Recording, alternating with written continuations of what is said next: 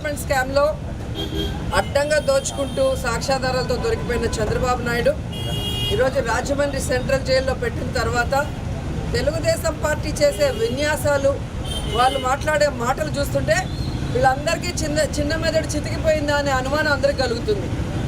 ఎవరికి పార్టీకి ఏది వస్తే నోటికి అది మాట్లాడుతున్నారు. మొన్నటికి మొన్న మీరు చూశారు, వరలరామయ్య చంద్రబాబు నాయుడు చనిపోతే అది చూసి తట్టుకోలేక 105 మంది చనిపోయాడు అంటే బతికున్న వాళ్ళ నాయకుడిని అప్పుడే చంపేస్తున్నారు. మా జిల్లాలో కూడా అమర్నాథ్ అనే ఎక్స్ మినిస్టర్ ఉన్నాడు.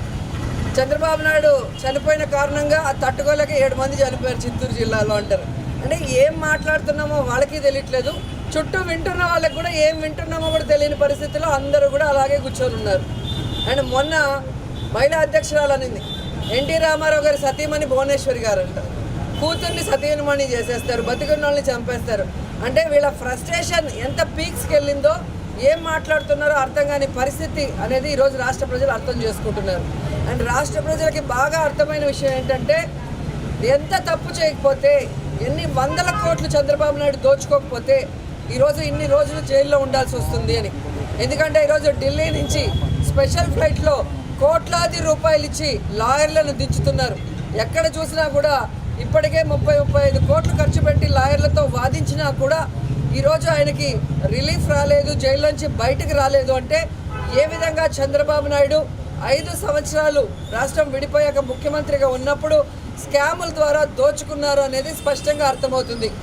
ఒక్క కేసులో ఆధారంతోనే ఇన్ని రోజులు జైల్లో ఉన్నాడు అంటే ఇక మిగతా అన్ని స్కాములు బయటకు వస్తే జీవితాంతం జైల్లో అనేది ఆయనకు కూడా అర్థమైపోయింది. అందుకే నిన్న భువనేశ్వరితో నిజం గెలవాలి అని చెప్పి ఒక బస్సు యాత్ర స్టార్ట్ చేశారు. మా వైఎస్ఆర్సీపీ వాళ్ళందరూ కూడా మనస్ఫూర్తిగా అదే కోరుకుంటున్నాం, నిజం గెలవాలి. మిగతా స్కాముల్లో కూడా చంద్రబాబు నాయుడు, లోకేష్, భువనేశ్వరి గారు చేసిన దోపిడీ మరి కోర్టులు గమనించి అందరినీ కూడా జైల్లో శాశ్వతంగా పెట్టాలని కూడా కోరుకుంటున్నాం. ఎందుకంటే నిన్న ఆవిడ మాట్లాడిన మాటలు స్టార్టింగ్లోనే మనం చూసాం. వాళ్ళ భర్త రోజుకు 2-3 గంటలే పడుకున్నారంట. మరి మిగతా టైం అంతా ఏం చేశాడు? రాష్ట్రాన్ని దోచుకోవడానికి ఉపయోగించాడు అనేది ఈరోజు రాష్ట్ర ప్రజలకి సాక్ష్యాధారాలు దొరికాక అర్థమైంది. రెండోది మీరు చూస్తే, మాకేం అవసరము ప్రజల డబ్బులు దోచుకోవడానికి, మాకు 2% అమ్మితేనే 400 కోట్లు వస్తుంది అనే. మరి 400 కోట్లు అంటే మొత్తం అమ్మితే 20,000 కోట్లు. ఆ 20,000 కోట్లు చంద్రబాబు నాయుడు తన అఫిడవిట్లో చూపించాడా? ఎలక్షన్ టైంలో అసెంబ్లీకి ఎవ్రీ ఇయర్ ఇవ్వాల్సిన దాంట్లో చూపించారా?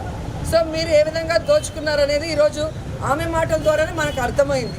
ఎందుకంటే ఈరోజు చంద్రబాబు నాయుడిని ఆవిడ పెళ్లి చేసుకున్నప్పుడు 2 ఎకరాల భూమి, 2 సెంట్ల ఇల్లు. దాంట్లో చంద్రబాబు నాయుడికి ఒక తమ్ముడు ఉన్నాడు. చెరొక ఎకరా, చెరొక సెంటు పోతే ఎంత వస్తుందో మనం చూసాం. సో అలాంటి ఆవిడ ఈరోజు ఏ విధంగా ఇన్ని వందల కోట్లకి, ఇన్ని వేల కోట్లకి పడగలెత్తిందో ఆమె చెప్పాల్సిన అవసరం ఉంది.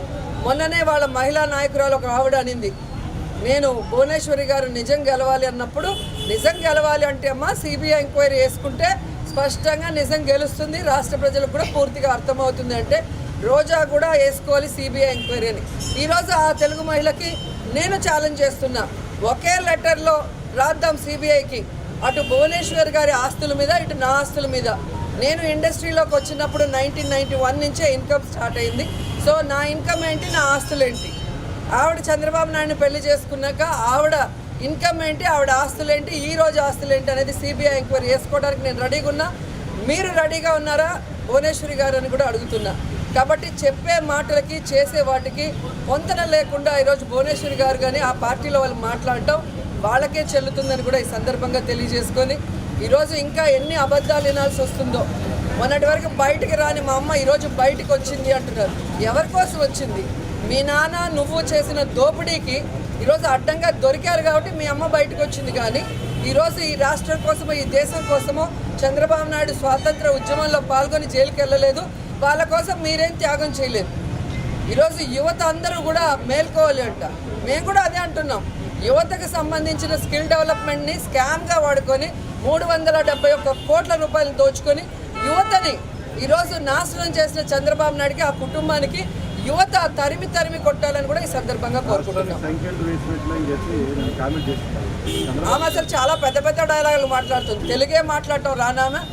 రాష్ట్రానికే సంఖ్యలు వేసినట్టు మాట్లాడుతుంది. చంద్రబాబు నాయుడికి సంఖ్యలు వేస్తే ఈరోజు మీరు ఏదున్నా మాట్లాడాల్సింది కోర్టు ముందుకు వెళ్ళండి, లేదంటే సిబిఐ, ఈడీ అలాగే జిఎస్టీ ఆఫీసులకు వెళ్ళి మాట్లాడితే మీకు న్యాయం దొరుకుతుంది. ఎందుకంటే మీరు చేసిన తప్పులకి అక్కడ సాక్ష్యాధారాలు వాళ్ళు చూపిస్తారు, అప్పుడు సైలెంట్గా మీరు ఇంటికి వెళ్ళొచ్చు. అలా కాకుండా ప్రజల్ని మోసం చేయడానికి ప్రెస్ ముందు వాగితే మాత్రం ఏం ఉపయోగం ఉండదని కూడా ఈ సందర్భంగా తెలియజేసుకుంటున్నాను. నెక్స్ట్ అయింది 9వ తేదీ. మీరు చెప్పిన పిల్లలు ఎవరైతే చంద్రగిరిలో నిన్న చెక్కులు ఇచ్చారో వాళ్ళు 16వ తేదీ చనిపోయినట్టుగా మీరు చూపించారు. మరి చెక్కులు 4వ తేదీ తెలుగుదేశం పార్టీ నాయకుల పేరు మీద ఎందుకు ఇచ్చారో మీరే చెప్పాలి. అంటే చంద్రబాబు నాయుడు చేసిన తప్పులకి అరెస్ట్ కాబోతున్నాడు, నెక్స్ట్ ఆయన కోసం చాలామంది చనిపోబోతున్నారని తెలుసుకొని ముందే తెలుగుదేశం పార్టీ నాయకుల పేర్లు చెక్కుల మీద 4వ తేదీ రాసి సంతకాలు పెట్టించారు అనేది మీరు చెప్పాలి.